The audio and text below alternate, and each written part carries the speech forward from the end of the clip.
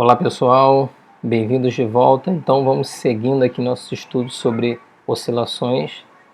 E a aula de hoje vai ser uma aula especialmente dedicada à análise da dinâmica do movimento harmônico simples. Tá? Na aula passada a gente viu um pouco a cinemática desse movimento. A gente percebeu que ele é um movimento que ele é oscilatório e periódico. E na aula de hoje a gente vai descobrir, a partir da análise da segunda lei de Newton, usando forças restauradoras, forças do tipo força de mola, a gente vai descobrir por que movimentos sujeitos a esse tipo de força vão ser oscilatórios e periódicos, e em particular a gente vai tentar responder o que a amplitude e período são influenciadas pelos parâmetros físicos do nosso problema. A gente está analisando um sistema massa-mola, então o que a massa e a constante elástica da mola influenciam, o que elas têm a ver com a amplitude e o período.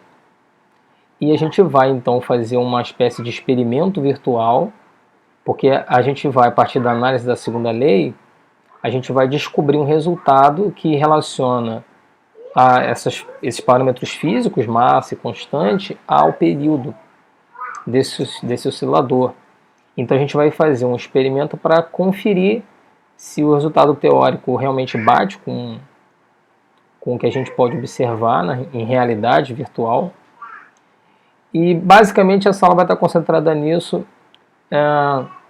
Talvez esteja um pouco longa, mas eu acredito que seja importante assisti-la até o final, porque eu acho que é um bom exemplo de como a física analisa sistemas. É importante ter um entendimento não só do conteúdo físico, mas de como que a física funciona. Tá? Então eu espero que vocês curtam a aula e vamos lá. Então agora eu vou fazer uma análise do ponto de vista mais dinâmico, para tentar entender por que o sistema apresenta esses parâmetros que a gente já por intuição sabe, que é amplitude e período. Eu vou fazer uma análise não muito rigorosa, mas eu quero mostrar para vocês algumas coisas que eu julgo que são importantes. Tá? Inclusive a gente vai tentar responder um pouco a nossa pergunta, o que o K e o M tem a ver com amplitude e período. Existem outras perguntas também que a gente pode fazer. Então vamos seguir o nosso barco, e agora eu vou utilizar o elemento que é fundamental para entender movimentos, que é a segunda lei de Newton. A segunda lei de Newton ela é simplesmente a lei com a qual a gente consegue explicar um movimento com base nas forças que agem num corpo, que é o que a gente conhece aqui. A gente sabe que a força que a mola exerce é proporcional à deformação. Como que a gente sabe explicar, a partir desse conhecimento aqui, que o movimento vai ser oscilatório com aquelas características, certo? Então a segunda lei é uma lei que faz a ponte entre um aspecto cinemático, que é a aceleração, e a força resultante e a massa. Então se eu sei a força resultante que age numa certa massa m, eu consigo, a partir dessa combinação, obter a aceleração, a variação da velocidade pelo tempo. Então isso vai ser igual a força resultante. No nosso caso aqui, movimento sendo horizontal, a força resultante ela vai ser horizontal. Então a resultante vai ser a força da mola, que vai ser igual a menos K vezes X, dividido pela massa. Então já é uma forma de a gente conectar o movimento que vai acontecer com a constante da mola e a massa do nosso corpo. Uma primeira coisa que a gente nota aqui é que, dado uma deformação característica, então se eu colocar aqui já meu X aqui, repara que eu criei embaixo do meu corpo um sistema de representação. Esse eixo aqui vai representar as posições que ele ocupa. Então aqui a posição de equilíbrio. Eu já coloquei um zero aqui, e aqui eu coloquei uma posição de afastamento X. Eu dei a esse corpo um deslocamento X, que vai implicar numa deformação X da mola. Nesse momento que o corpo está afastado, a gente sabe que vai existir aqui uma força da mola apontando para o equilíbrio, como a gente já sabe. E o resultado disso é que, dada essa deformação, então dado x, vai aparecer como resultado de movimento uma variação da velocidade. E essa variação de velocidade vai ocorrer num certo tempo. Quando o corpo ele é solto nessa posição x, sua velocidade inicial vai ser zero, E quando ele vai de x até a posição de equilíbrio, ele vai sofrer uma variação de velocidade. Eu vou dizer que ele vai passar pelo centro aqui com uma velocidade v, que não importa quanto é agora, a gente sabe que é v. E ele vai fazer isto, ou seja, ele vai sofrer essa variação de velocidade e ele vai gastar um tempo t para fazer isso. Então, eu vou colocar aqui o tempo t. Então, ele vai de x até 0 num tempo t, onde sua velocidade vai de 0 até v. O fato é que essa força aqui não é bem a força resultante. Ela é a força máxima do oscilador e essa força vai diminuindo ao longo do trajeto. Então, o que a gente tem que fazer seria uma força média aqui. Então, é como se esse kx tivesse que entrar um número para poder balancear isso. Então, eu estou pensando em termos de força máxima. E aqui eu estou pensando em termos também de velocidades extremas, né? Velocidade inicial e final. Então o que eu vou obter aqui vai ser uma expressão ou um conhecimento da velocidade máxima. É claro que isso daqui vai precisar de um ajuste, por quê? Porque a força resultante, sendo variável, vai ter uma aceleração variável. Então eu vou precisar pensar nessas quantidades em termos de média, ok? Mas eu queria tranquilizar vocês no seguinte, essa diferença, essa discrepância entre o que eu estou fazendo aqui embaixo com essa questão da média em cima, vai gerar apenas diferenças em fatores numéricos. Tá? Não vai trazer uma diferença em termos de relações de quantidade. Vão aparecer constantes aí. Então, o comportamento da força a gente já sabe qual é. A força de x até 0 ela vai diminuindo progressivamente com o deslocamento. Então, o que acontece é que quando o objeto passa pelo ponto de equilíbrio, ele passa com velocidade apontando para o outro lado, né, para o lado negativo do eixo. Então, ele vai fazer o quê? Ele vai continuar seu movimento. Por quê? Embora a força seja 0 aqui, e aí eu posso pensar assim, ó.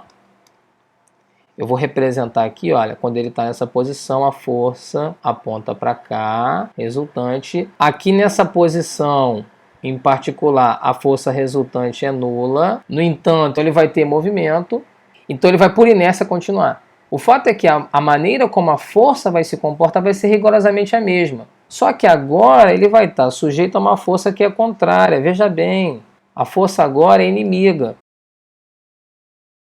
Então o que acontece é que ele vai parar. Em que ponto esse cara vai parar? Ora, se ele vai parar num ponto em que sua velocidade vai ser 0 e ele vai estar sujeito à força com a mesma característica, a única coisa que vai mudar aqui vai ser um sinal, mas o comportamento da força vai ser rigorosamente o mesmo. Se ele foi de velocidade 0 até velocidade v, percorrendo uma distância x no tempo t, vai significar também que ele vai de uma velocidade v até uma velocidade 0, ele vai percorrer a mesma distância x e ele também vai gastar um tempo t para fazer isso. E aqui agora então a gente tem a razão, o porquê desse movimento ser oscilatório e periódico.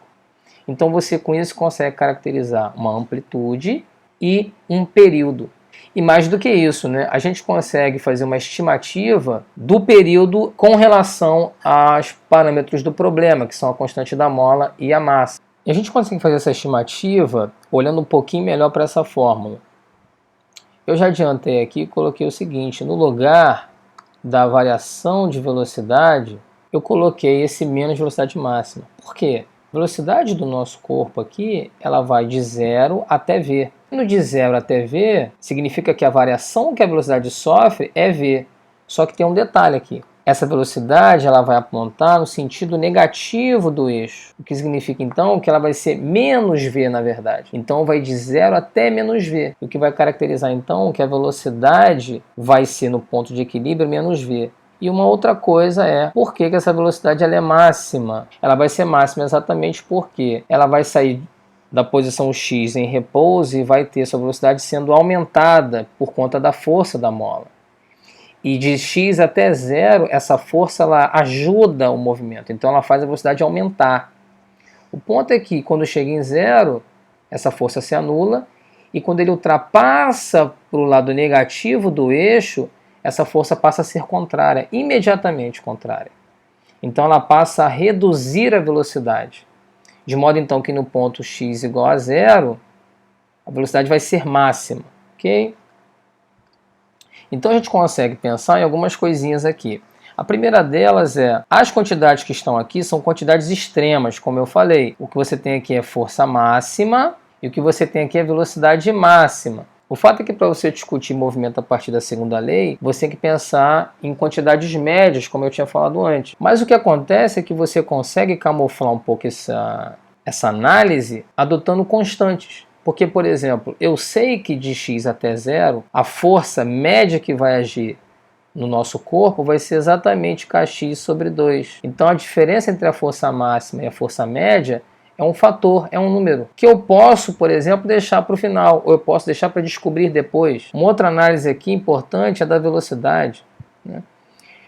Como eu vou querer diminuir um pouco a quantidade de variáveis que eu tenho nesse problema, eu vou eventualmente trocar essa velocidade máxima pela velocidade média. Afinal de contas, eu vou descobrir os resultados. Afinal de contas, vai ser uma maneira de eu fazer o x e o t aparecerem aqui em cima, o que vai reduzir minhas variáveis. Então eu vou aproveitar variáveis que eu já tenho e que eu sei medir, porque a gente viu lá na análise da descrição como medir período e amplitude. Então a gente consegue descobrir o que esses caras têm a ver com a constante e com a massa. Okay? Então o que eu vou fazer? Eu vou substituir a velocidade máxima pela velocidade média. E eu sei que também a diferença entre essas duas quantidades vai ter a ver com um fator numérico. Eu poderia dar um exemplo no move. O move ele se caracteriza pela velocidade ser variável. Então, digamos, eu tenho um corpo que vai de 0 até v. Quando ele faz isso, ele vai ter uma velocidade média que é a metade da velocidade máxima. Ou seja, existe um fator aqui que eu posso associar à velocidade média que vai conectá-la com a máxima. Ou seja, a velocidade média é metade da máxima. Ou a máxima é 2 vezes a velocidade média. E mais uma vez aparece só um fator, um número, que a gente pode obter depois. O que a gente vai fazer aqui agora, o nosso interesse é descobrir as relações entre as quantidades. Os números a gente pensa depois, ok?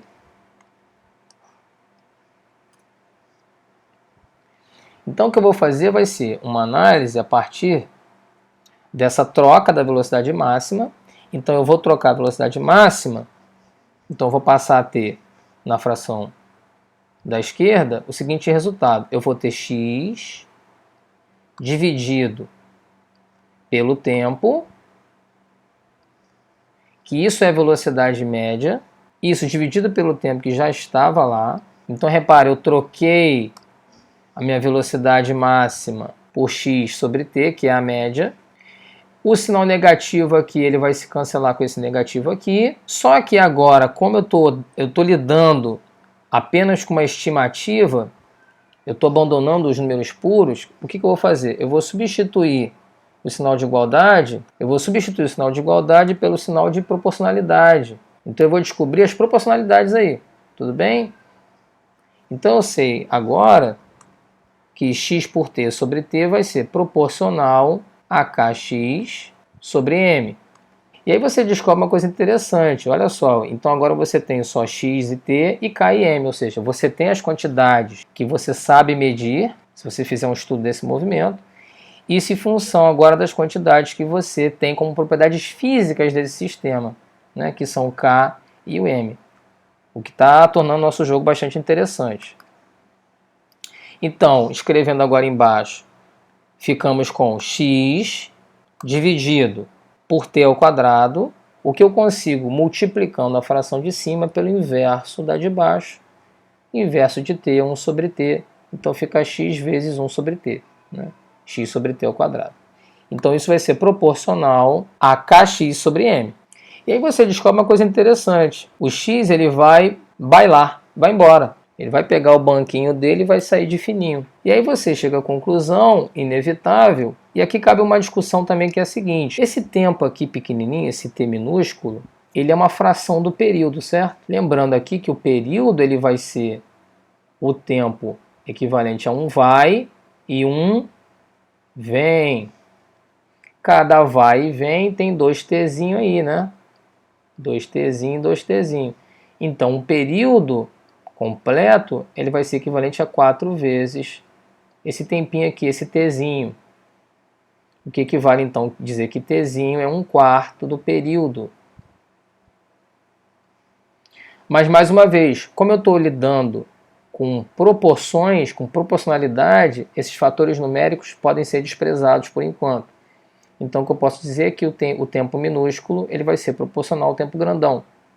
Então, eu posso trocar no lugar do tzinho, eu posso colocar o t grande, ok? E o que eu vou fazer? Eu vou inverter também, né? Em vez de escrever 1 sobre tzinho ao quadrado, eu vou botar tzinho ao quadrado proporcional a m sobre k, ou seja, eu inverti todo mundo, certo? Então vai me dar aqui t ao quadrado, período ao quadrado, proporcional a m sobre k. Então a gente chega à seguinte relação. A gente chega à relação de que o período vai ser proporcional à raiz quadrada de m sobre k. E aí, naturalmente, a gente consegue alcançar a igualdade, eliminando essa proporcionalidade, adotando uma constante. Então a gente diz que o período ele vai ser igual a uma constante, que é a constante que a gente foi escondendo durante todo o processo. Então esse monte de constantes que a gente foi escondendo, elas vão ficar aqui dentro, condensadas num número. Então a gente tem aqui, digamos assim, a relação exata entre o período e as propriedades físicas do nosso sistema, que seriam K e M. Uma observação interessante aqui é que esse período não depende da amplitude, o que é bastante curioso, porque você tem uma imaginação, uma intuição de que quanto mais distante eu afastar esse corpo, mais tempo ele vai levar até chegar à posição de equilíbrio. Isso é um fato. Por que então não tem influência? É bastante interessante pensar nisso, né? Isso é uma coisa que não é previsível, de que o período não dependa da amplitude, dependa simplesmente de mk. Então a gente vai fazer um pequeno experimento virtual para tentar mostrar se essa relação que a gente obteve, se essa estimativa ela é razoável, ela é fisicamente correta, e se for fisicamente correta, a gente vai tentar descobrir essa constante aqui que aparece nessa fórmula. E com isso a gente vai ter então uma fórmula que combina os parâmetros físicos do problema e dá uma resposta sobre o período de oscilação do sistema. Então agora a gente vai testar um pouco a nossa teoria. A gente vai fazer umas verificações a respeito de como o período ele vai depender dos parâmetros físicos do sistema, massa e constante elástica da mola, e também verificar se realmente a amplitude não tem influência nesse período, e fazer alguns testes com relação a essa raiz quadrada aí que aparece, para ver se de fato ela combina com o que os experimentos podem dizer, e também descobrir qual é a constante que está por trás dessa relação entre período e raiz quadrada de massa por constante de mola. Ok? Então vamos lá, vamos fazer uns testes. Esse aqui é um laboratório virtual do PhET, que é uma plataforma que tem inúmeros experimentos virtuais de várias áreas, matemática, química, biologia também, enfim. Vale a pena dar uma conferida na plataforma deles, tá? Tem em português. Enfim, é bem interessante, principalmente nesse momento de pandemia, que os laboratórios estão basicamente interditados, então você tem uma maneira de testar um pouco, criar, não perder o senso experimental, tá, das coisas. Então, eu tenho aqui algumas molas, eu vou utilizar uma delas, e eu vou simplesmente pegar um corpo e vou pendurar nessa mola, né? Aqui ele já começa, tá, já se engraçou, já até começou a oscilar, mas eu vou fazer ele parar. Então, nessa situação, eu tenho um equilíbrio, e é curioso porque ele é um pouco diferente daquilo que a gente fez, né? Porque esse sistema é uma massa-mola vertical, e sendo vertical, naturalmente o equilíbrio vai ocorrer quando a mola estiver esticada, né? Não tem muito jeito. Agora, o que importa é que para o nosso interesse, ele funciona rigorosamente igual ao sistema horizontal. Por quê? Primeiro porque ele vai ter um ponto de equilíbrio, né? A gente pode até botar aqui essa posição de equilíbrio em verde. A questão do comprimento natural, mostrando a diferença, o quanto que a mola estira para equilibrar o peso.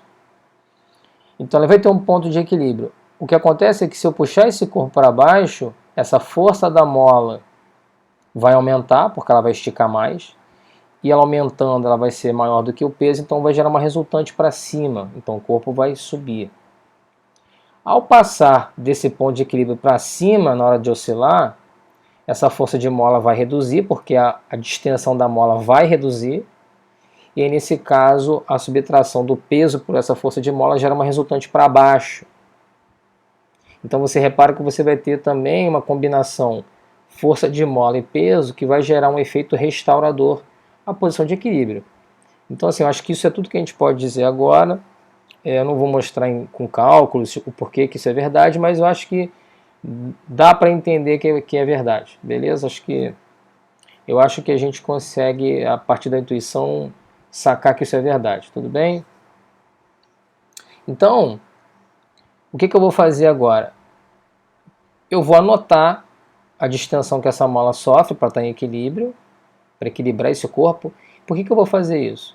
Porque para eu poder descobrir a constante da fórmula do período e de verificar as relações, né, eu preciso descobrir a constante da mola, porque a massa eu já tenho disponível, que é 100 gramas, mas a constante da mola não é informada, só diz se ela é pequena ou ela é grande. Então a gente vai ter que medir para descobrir essa constante da mola, tá certo? Depois eu vou mostrar como é que a gente consegue descobrir a partir dessa deformação. Por enquanto a gente vai fazer as medidas, certo? Então vou pegar a régua aqui do programa, vou alinhar aqui com o meu sistema. Eu vou descobrir aqui que a deformação sofrida por essa mola sob a ação dessa massinha de 100 gramas é aproximadamente 24,5. Ok?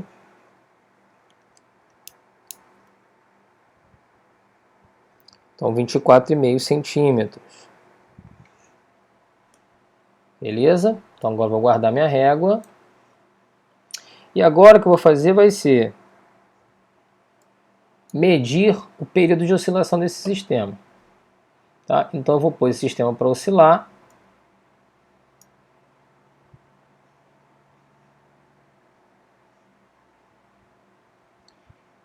E eu vou agora contar 20 oscilações. Ok? 1, 2, 3, 4, 5, 6, 7, 8, 9, 10, 11, 12, 13, 14, 15, 16, 17, 18, 19, 20. Então deu lá 19,77.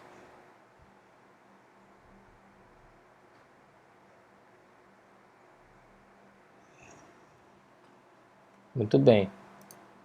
Parou. Então, o que eu vou fazer agora, eu vou trocar a massa. Eu vou repetir todo o processo. Porque vai ser interessante também ver como que a massa influencia de fato o período desse sistema. Então agora eu vou trocar a massa para a gente também verificar qual a influência da massa de fato no período. Então eu vou colocar a massinha de 50 gramas. Vou mais uma vez, vou medir.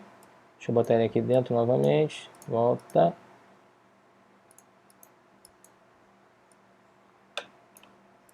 Vamos medir aqui também. 50 gramas dá uma deformação de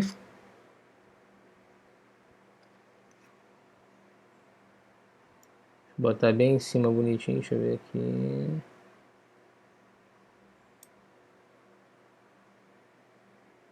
(12 mais ou menos, né?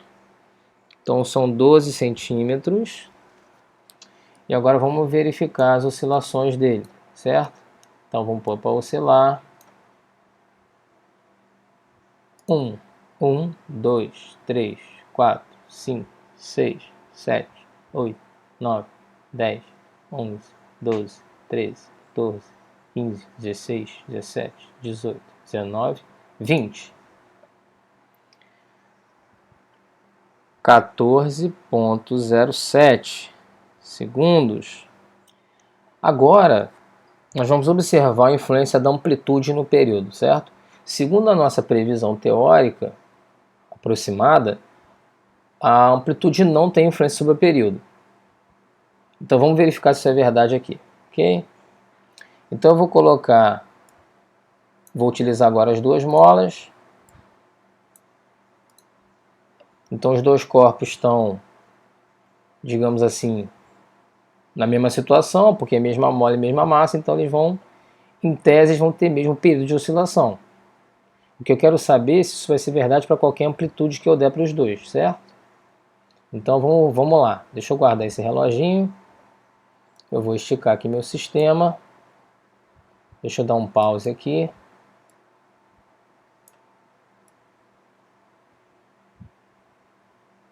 Tá vendo? Um eu estiquei mais, outro eu estiquei menos, tudo bem? Eu posso esticar bastante até.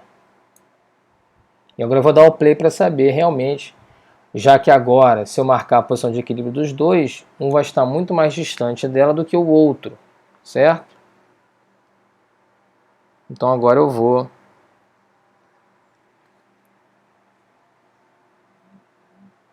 Então agora nós vamos dar o play para descobrir se isso é verdade, certo? Vamos lá então. 1, 2, 3 e... já!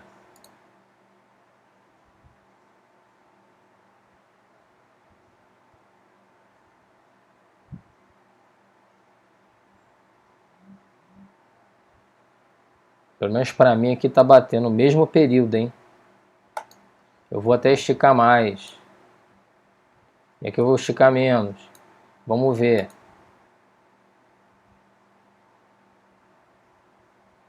Para mim está igual, hein? Então mostra que, de fato, a amplitude do movimento harmônico simples, ela de fato não interfere em seu período. Isso é muito útil, essa informação, certo? Agora vamos fazer com uma massa de 250 gramas, para a gente poder comparar também a influência da massa nessa relação. Porque se de fato a massa tiver uma relação com o período nessa raiz quadrada, a gente vai descobrir a partir desses dados aqui também. Ok? Então eu vou dar uma pequena amplitude para esse movimento. Eu vou começar a contar, certo?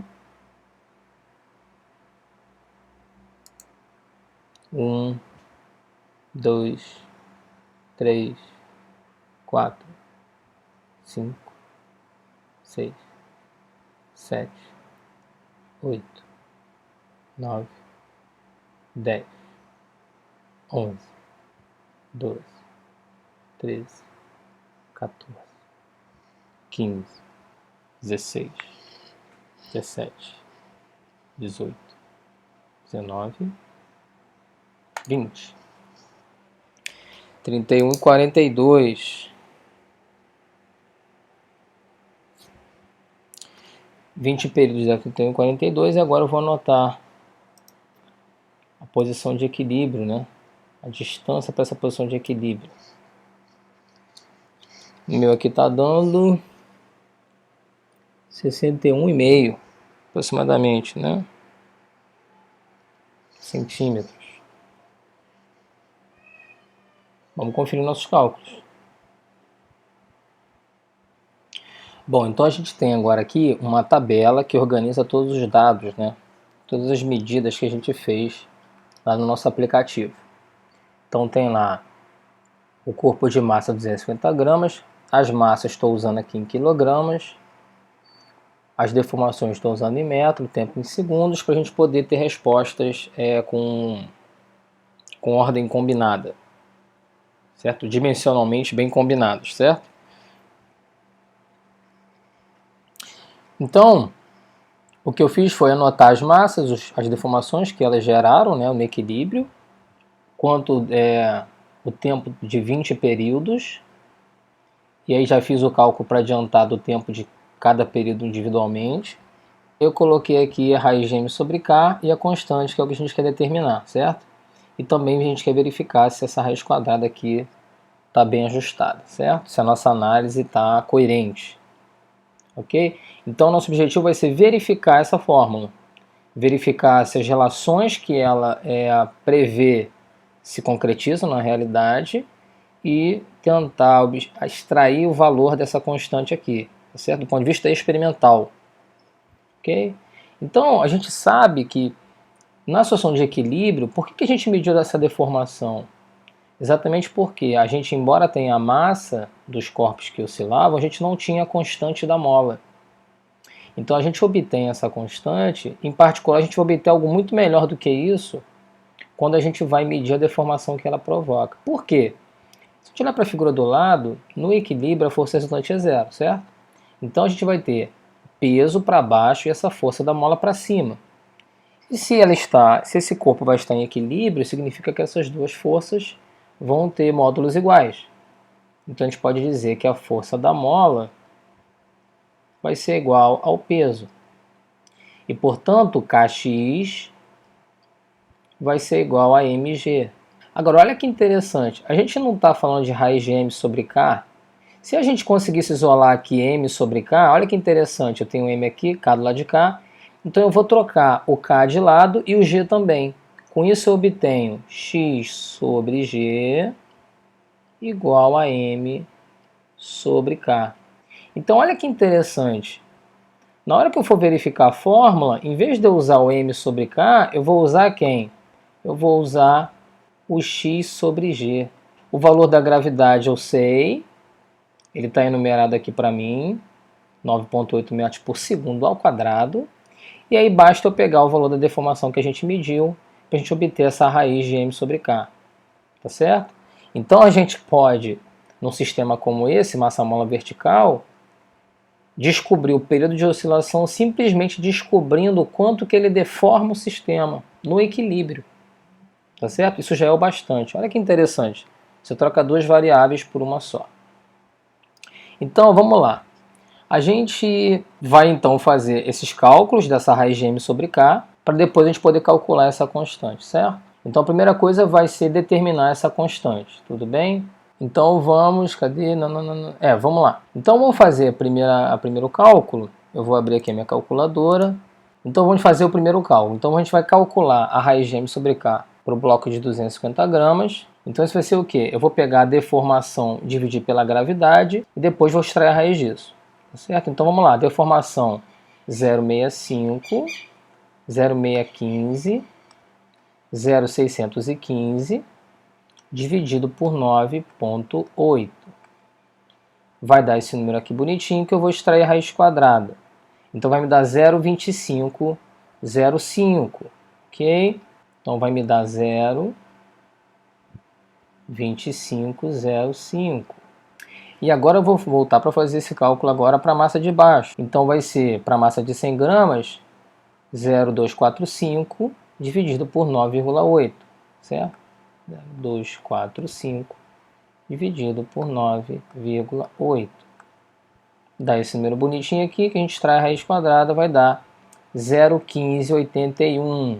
E agora, por último, vou fazer para o corpo de massa de 50 gramas, vai dar 0,12, né, que era 12 centímetros, dividido por 9,8. Dá esse númerozinho bonito, que eu vou extrair a raiz quadrada também, vai dar 0,1106. 0,1106. Então, o que a gente vai querer calcular em cada caso, né? O que a gente vai calcular em cada caso, como eu quero saber a constante, então eu vou pegar o valor do período e vou dividir pela raiz de m sobre k. Então, o que eu vou fazer aqui, afinal de contas? O meu cálculo vai ser pegar o período de cada um e dividir pela raiz de m sobre k, que está bem aqui na nossa frente. Essa divisão vai fornecer para a gente a constante. Vou fazer isso para os três casos, ok? Então, vamos lá. O primeiro caso vai ser pegar 1,571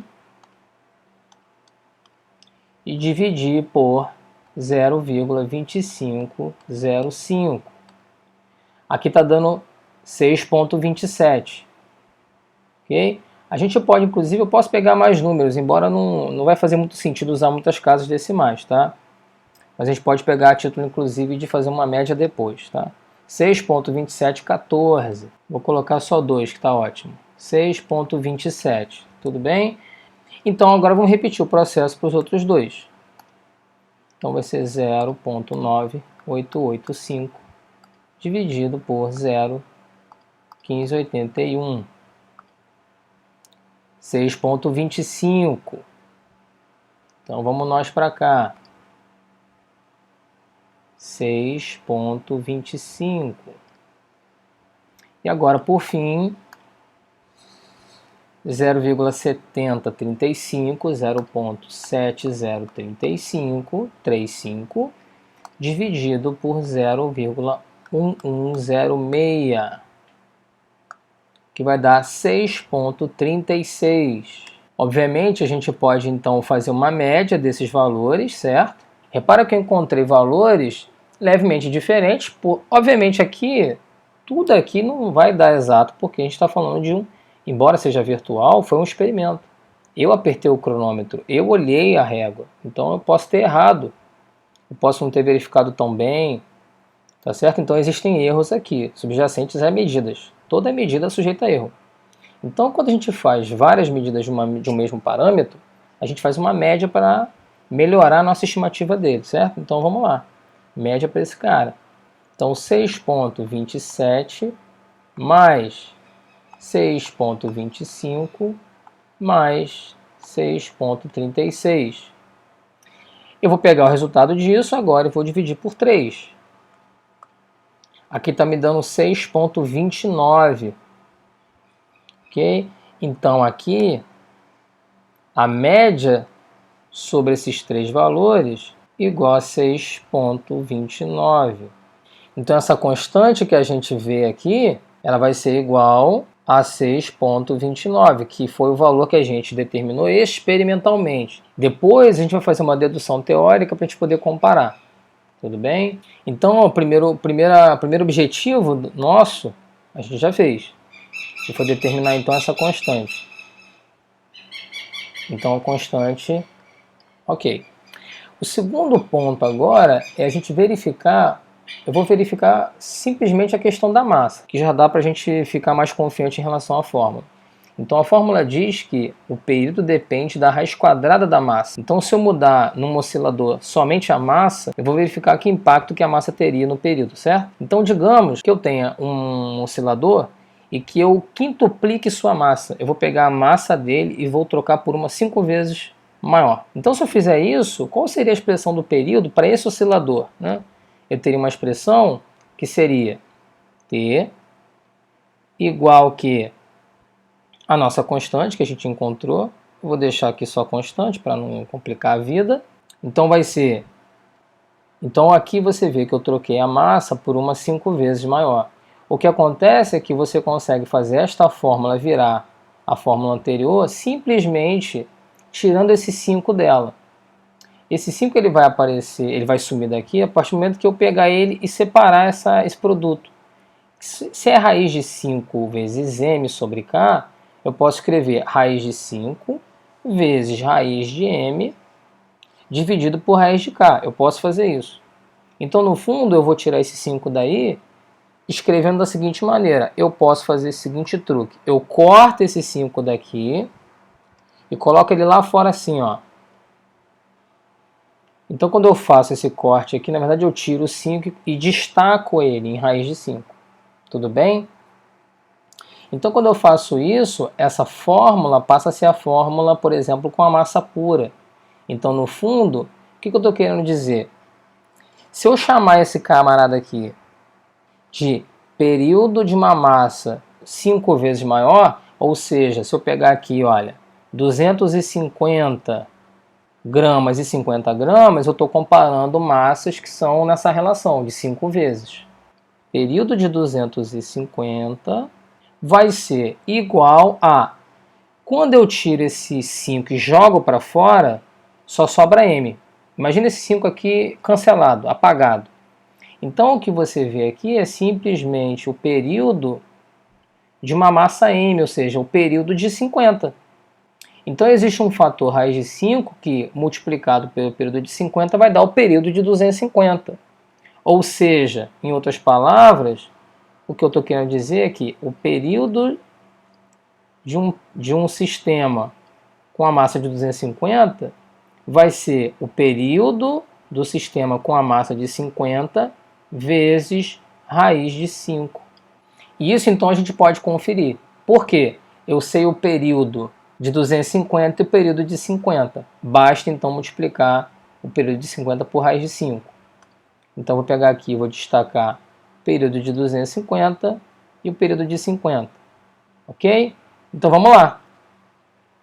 Então o que eu vou fazer vai ser, então para a gente poder conferir isto aqui, tudo bem? Vamos lá, nossa calculadora em mãos. Então eu tenho aqui, basta pegar então o período de 50 e multiplicar por raiz de 5. Então vamos lá, a raiz de 5, tá, isso aí é 2,23 aproximadamente. E vou agora multiplicar isso pelo período de 50 gramas, que é esse cara aqui, olha, 0,7035. 0,7035. Deu 1,5730.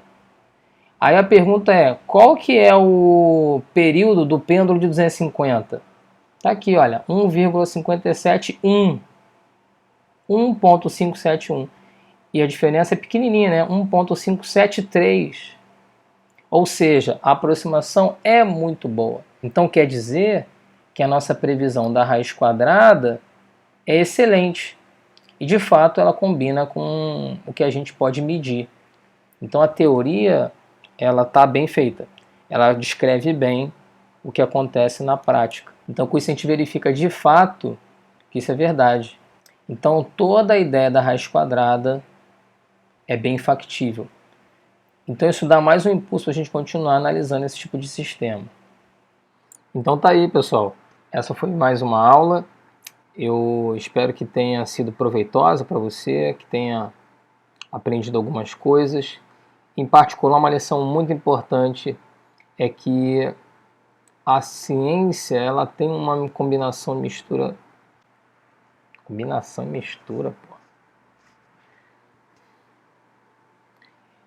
Em especial mostrar que a ciência ela é uma combinação teoria-experimento, né? O conhecimento científico ele tem essa duplicidade. E eu sei que a química compartilha desse mesmo status que a física. Então talvez seja uma boa a gente começar a pensar que os nossos ensinamentos têm que estar associados a questões que podem ser testadas, observadas. Em certo sentido, isso também faz com que as pessoas, os alunos, né, acreditem mais no que a gente está fazendo, né? Porque teoria por teoria, ok, pode estar certo, mas quando você faz um experimento que aparentemente não tem nada a ver com a teoria e que a coisa dá certo, então acho que a gente tem um gás a mais. Então é isso. Eu espero que vocês tenham gostado, continuem atentos às aulas, estudando, porque vocês serão grandemente recompensados, não por mim, mas pela vida. Falou? Um grande abraço para vocês e até lá!